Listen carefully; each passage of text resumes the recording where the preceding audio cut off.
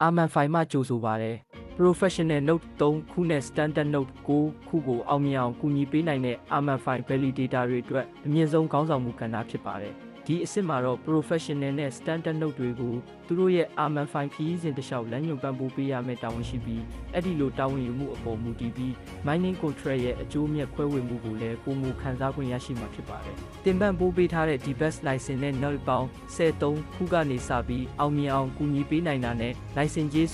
1.8ရာခိုင်နှုန်းခန့်ကိုခံစား권ရှိမှာပါအကယ်၍တင်ပံ့ပိုးပေးထားတဲ့အဖွဲ့ဝင် Note ပေါင်း100ပြည့်သွားတဲ့အခါမှာတော့ဒါဟာ1.8ရာခိုင်နှုန်းခန့်အထိတိုးတက်လာမှာဖြစ်ပါတယ်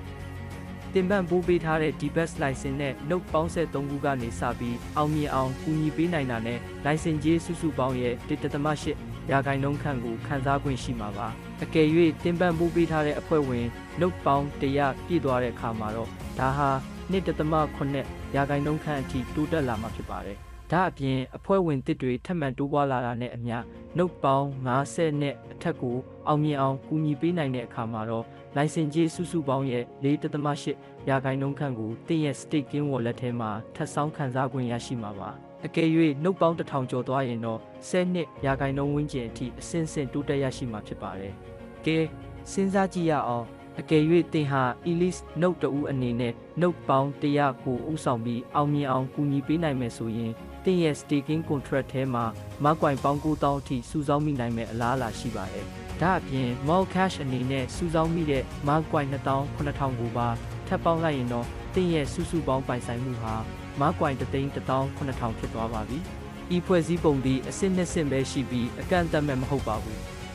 Standard Note တွေကနေ Professional ဖြစ်လာပြီး Professional ကနေ Elite ဖြစ်လာတဲ့အခါမှာတို့ဟာကိုယ်ပိုင်ဖွဲ့စည်းတွေကိုတိကျခွဲထုတ်ပြီး DBS ဝန်ဆောင်မှုတွေကိုထိရောက်စွာပြန်လည်ပံ့ပိုးပေးသွားမှာဖြစ်ပါတယ်။လားလာပဲဖြစ်ပါတယ်။ဒါဟာ Web3 စနစ်ကနေကြိုးပမ်းအားထုတ်မှုတွေအပေါ်ထိုက်တန်စွာအကျိုးခံစား권ပေးတဲ့ပုံစံပါပဲ။ဒါဟာတယောက်ကိုတယောက်ကြော်တက်တာမျိုးမဟုတ်တလို့လူလိုက်စုရတဲ့စနစ်မှု Pyramid စနစ်လည်းမဟုတ်ပါဘူး။ဒါဟာကိုယ့်ရဲ့စွမ်းဆောင်ရည် validation လုပ်ဆောင်မှုနဲ့ ecosystem ထဲမှာအမှန်တကယ်ပါဝင်မှုအပေါ်မှာပဲလုံးဝအခြေခံထားတာဖြစ်ပါတယ်။ပို့ပြီးတော့မှာဖြစ်ပါတယ်။ဒါဟာတယောက်ကိုတယောက်ကြော်တက်တာမျိုးမဟုတ်တလို့လူလိုက်စုရတဲ့စနစ်